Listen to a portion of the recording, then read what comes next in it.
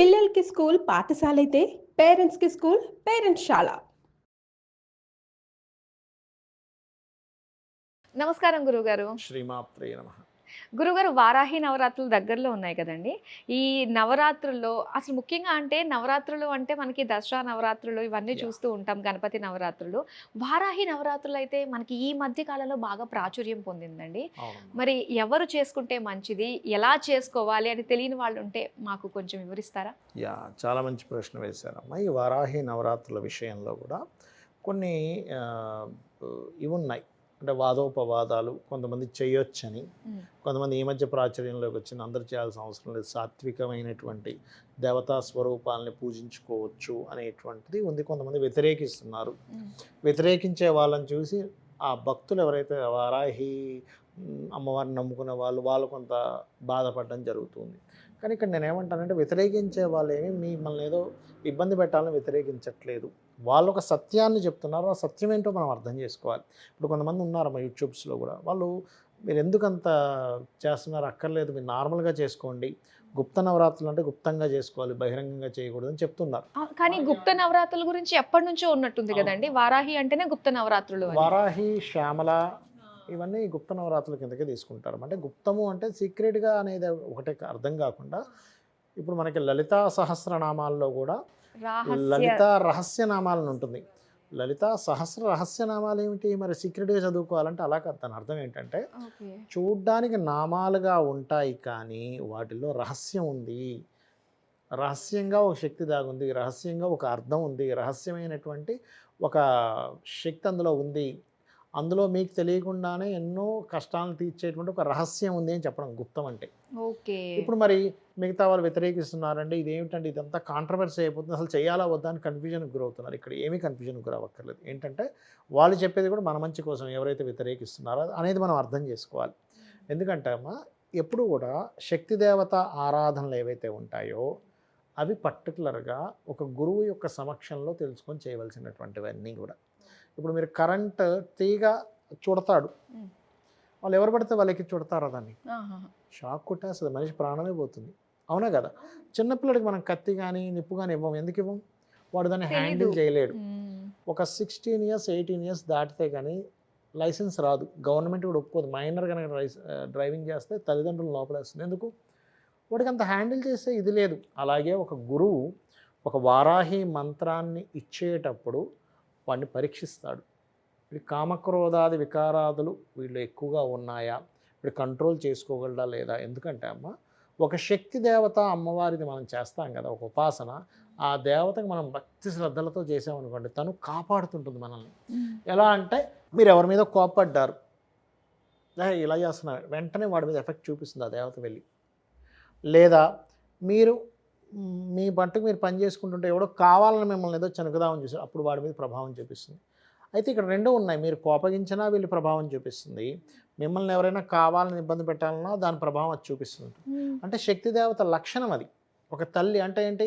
మంచి ధైర్యంగా ఉండే ఒక తల్లి మీ దగ్గర ఉందనుకోండి. అప్పుడు ఏం చేస్తారు? ఎవరైనా "ఏయ్ ఊరుకోరా" అంటుంది. సౌమ్యంగా ఉంది.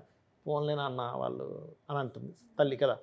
అలాగా వీళ్ళకి పొరపాటున గనక వీళ్ళకి కామక్రోధాది వికారాదుల మీద వీళ్ళకి సరైనటువంటి పట్టు లేదనుకోండమ్మ. హ్మ్. ఎవరి మీద పడితే వాళ్ళ మీద కోప్పడ్డారు. అప్పుడేమవుతుంది? ఈ శక్తి వెళ్ళి వాళ్ళకి ఇబ్బంది కలిగిన ఈ శక్తి వల్ల వాళ్ళు అమాయకులై ఇబ్బంది కలిగినందుకు మళ్ళీ ఈ పాపం వీడికి చుట్టుకుంటుంది. అంటే నీ కంట్రోల్ లేకుండా నువ్వు ఒక అస్త్రాన్ని ప్రయోగించినట్టే గదా! అవును. అవును. ఇప్పుడు ధర్మయుద్ధం కరెక్ట్ గాని, అధర్మ యుద్ధం కరెక్ట్ కాదు. ఇదొక యుద్ధం అనుకుందాం కాసేపు. అంటే నువ్వేదో అన్నావు. గబుక్కున వాళ్ళ మీద కోప్పడ్డావు. నీకు సరైన అవగాహన లేదు. దాని ద్వారా దేవత వెళ్ళి అక్కడ ఒక ఇది జరిగింది. అప్పుడేంటి ఫలితం? అవును. దాని ఫలితం దాని ధర్మం అది చేసింది. ఆ దేవత ధర్మం ఆ ధర్మం చేసింది. కానీ నువ్వు నువ్వు సరిగ్గా లేకపోవడం వల్ల వాళ్ళు ఇబ్బంది పడినందుకు మళ్ళీ ఆ కర్మ నువ్వు అనుభవించాలి. అందుకని అయ్యా మీరు దాని మీద పూర్తి అవగాహన లేకుండా నియమ నిబంధనలు శుచి, శుభ్రత ఏమి పాటించకుండా చేయకండి అంటారు. శుచి అనేది ఒకటి ఉంటుంది. అంటే ఏమిటి? ఆ దీక్షలా తీసుకున్నప్పుడు ఆ 9 రోజులు మీరు పటం పెట్టుకొని కొంచెం తీవ్ర సాధనలు చేసేటప్పుడు నార్మల్గా చేసుకోవచ్చు. నార్మల్గా ఎవరైనా దీపారాధన చేసుకుని ఎవరు వ్యతిరేకించట్లేదు దానికి. చక్కగా వారాహి అమ్మవారు అష్టోత్తరం చేసేది. ఎందుకంటే దేవతలు వాళ్ళు. ఇప్పుడు మాతృకులమ్మ వాళ్ళు. అష్టమాతృకలు అంటారు. అష్టమాతృకల్లో లక్ష్మీదేవి కూడా ఒక మాతృక, మహాలక్ష్మి కూడా మాతృకే. అలాంటి మరి అష్టమాతృకలో మళ్ళీ మహాలక్ష్మి ఉందని మానేయట్లేదుగా మనం. అవును. కొంతమంది సప్తమాతృకలు అంటారు, అష్టమాతృకలు ఉన్నారు యాక్చువల్గా. అయితే ఇక్కడ ఏంటంటే ఈ అష్టమాతృకలు ఎవరు మనకు చండీలో కనబడుతుంది. బ్రహ్మ నుంచి బ్రాహ్మి అనేటువంటి మాతృక శక్తి వచ్చింది. ఆ చండముండుల్ని వాళ్ళందరినీ ఆ రాక్షసుల్ని సంహరించడానికి వచ్చాయి వీళ్ళని. విష్ణువు నుంచి వైష్ణవి, మహేశ్వరుడి నుంచి మాహేశ్వరి, మహేశ్వరుడి నుంచి మాహేశ్వరి అనేటువంటిది వచ్చింది. అలాగే వరాహస్వామి నుంచి వారాహి అనే శక్తి వచ్చింది. అంటే ఇవన్నీ ఏంటి, వాళ్ళ శక్తులు వచ్చాయి. సో ఆ శక్తుల్ని అష్టమాతృకలు అంటారు. ఈ మాతృకలు ఏంటంటే ఒక్కొక్క దీనికి ఒక్కొక్క శక్తి ఉంటుంది. ఇవన్నీ తీవ్ర సాధనలు. ఈ తీవ్ర సాధనలు గుప్తంగా చేసుకోవాలి, కానీ బహిర్గతంగా ఏదో నేను అది చేస్తాను ఇది చేస్తాను అనేది కాకుండా చాలా జాగ్రత్తగా, చాలా వినయంగా, నేల మీద నిద్రపోవడం, బ్రహ్మచర్యం పాటించడం, చేసేటువంటి పూజ మీద నిష్ట కలిగి ఉండడం, ప్రేమగా చేయడం. ఏదో హడావిడి చేసేసి నాకు ఏదో శక్తులు వచ్చేస్తాయి, నేను ఏదో చేస్తున్నాను కాదు. నువ్వు ఎప్పుడైనా సరే దశమహావిద్యలు కానివ్వండి, ఇలాంటి గుప్త నవరాత్రులు కానీ ఎందుకు చేస్తారంటే, మీరు ఎప్పటి నుంచో పూర్వజన్మ కర్మలు ఉంటాయి కొన్ని. ఆ కర్మలు అనుభవించడానికి మనకు కొన్ని జన్మలు అంటే ఎన్నో జన్మలు ఎత్తాల్సి వస్తుంది. అన్ని జన్మలు ఎత్తకుండా అమ్మని పాదాలు పట్టుకొని, అమ్మే నాకు ఇంకొకటి లేదు, ఈ దేవత లేకపోతే ఈ విష్ణువు ఇదే అనుకొని చేయడం. ఇక్కడ చాలామంది ఏంటంటే పాపం తెలియక అయ్యో ఉగ్రస్వము సంబంధించినవి మంచిది కాదు, కేవలం సాత్వికమే అనుకుంటే ఏ పరమాత్మ ఉగ్ర రూపాలని దాల్చడు. ఇప్పుడు మహావిష్ణువు ఉన్నారమ్మా, మహావిష్ణువు గనక నరసింహ అవతారం కరెక్ట్ కాదనుకుంటే ఆయన ఎందుకు దాల్చుతాడు? అక్కడ రాక్షసి ఆ యొక్క హిరణ్యకశిపుడి కోసం దాల్చాడు ఆ అవతారాన్ని.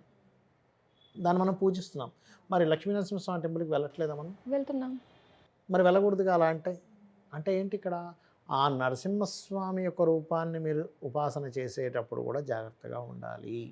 ఎలా పడితే అలా ఉండకూడదు. మీ పట్ల మీకు శాంతంగా ఉండాలి. విష్ణువే, కానీ నరసింహస్వామి ఎవరి కోసం దాల్చాడు? హిరణ్యకశిపుడు అనే రాక్షసుడు ఇంతమంది జనాలను ఇబ్బంది పెడుతున్నాడు కాబట్టి ఆ రాక్షసుడి కోసం నరసింహస్వామి అవతారం ఎత్తాడు. ఆయన మన కోసం కాదు, మనల్ని రక్షించడం కోసం ఎత్తాడు. కానీ సంహారం అనేటువంటిది అవతారం. వరాహ అవతారం కూడా మరి విష్ణువేగా. మరి అలా ఏంటంటే ఈ యొక్క తీవ్రమైనటువంటి సాధనలని గురువు మనకి 1 సంవత్సరం 2 సంవత్సరాలు వీళ్ళు కరెక్ట్ వీళ్ళు ఇస్తే ఏమీ రాంగ్గా ఎక్కడ యూజ్ చేయరు. ఎందుకంటే ఇవన్నీ ప్రయోగాలు. మనకి సాయంత్రం పూటే చేయమంటారు వారాహి అమ్మవారు. ప్రయోగం చేసేటప్పుడు కూడా సాయంత్రం పూట చేయమంటారు. అంటే ఏంటి, ఒక పని అవ్వాలి, సిద్ధి పొందింది మీకు అమ్మవారిది. రెగ్యులర్గా చేయగా అమ్మవారు సిద్ధించినప్పుడు మనం ఏదైనా కోరిక అనుకొని అది చేస్తే ఆ పని అవుతుందమ్మా. కాకపోతే ఇదేమిటి, ధర్మబద్ధమైనటువంటివే. నాకేదో వాడు డబ్బులు వచ్చేయాలి, వాడు భూమి నేను లాగేసుకోవాలి, వాడు నాశనం అయిపోవాలి, ఇట్లాంటివి కాదు. అలాంటివి కనుక ఎవరైనా చేద్దామని చూస్తే వాడిని వదిలి వెళ్ళిపోతుంది అమ్మవారు. ధర్మానికి కట్టుబడి ఉంటాయి ఇవన్నీ కూడా, అధర్మానికి కట్టుబడి ఉండవు. కాబట్టి ఏంటంటే ఇవి మనం అర్థం చేసుకోవాలనేటువంటి భావనతోనే కొంతమంది వ్యతిరేకిస్తుంటారు. దీనికి మీరు చక్కగా పటం పెట్టుకొని చక్కగా శ్రీ సూక్తంతో కూడా చేసుకోవచ్చు. వారాహి అమ్మవారి యొక్క నామాలు పూజ చేసుకోవచ్చు, వారాహి అష్టోత్తరాలు చేసుకోవచ్చు. తాటి బెల్లంతో చేసినటువంటి పదార్థాన్ని నైవేద్యంగా పెడతారు. కొంతమంది తామసికమైనటువంటి సంబంధించినవి చేసేటువంటి వాళ్ళు మధువు కూడా పెడతారు. మీకు మధువు మాంసం కూడా పెట్టేవాళ్ళు ఉంటారు. వామాచారము కౌలాచారంలో చేసేవాళ్ళు, మామూలుగా దక్షిణాచార పద్ధతిలో చేసేవాళ్ళు సాత్వికమైనటువంటి దాంట్లో చేస్తూ ఉంటారు. అంటే వాళ్ళకి ఏదనిపిస్తే అమ్మవారికి ఏది పెట్టాలనిపిస్తే వాళ్ళ భావన బట్టి పెడతారమ్మా. ఇక్కడ ఏంటంటే మనం అన్ని కలగాబులగా చేసేసాం. కానీ ఇప్పుడు మాంసం తింటున్నాము, మాంసం తినే వ్యక్తి ఉన్నాడు, ఉదాహరణకి మాంసం తినేదే అమ్మవారికి పెడతాడు. తినని వ్యక్తి ఉన్నాడు, సాత్వికంగా ఉంటాం, నరసింహస్వామి మన విష్ణు అనో లేకపోతే మనకి లలిత అమ్మవారితో చేస్తున్నాం, మనం అప్పుడేం పెట్టంగా, మహాలక్ష్మికి చేస్తున్నాం, పెట్టాం. కానీ కొన్ని ప్రదేశాల్లో మహాలక్ష్మికి కూడా శ్మశానంలో చేసి అక్కడ మందు మాంసం పెట్టే సాంప్రదాయాలు కొన్ని ఉన్నాయి. ఒక్కొక్క సాంప్రదాయం ఒక్కొక్కటి.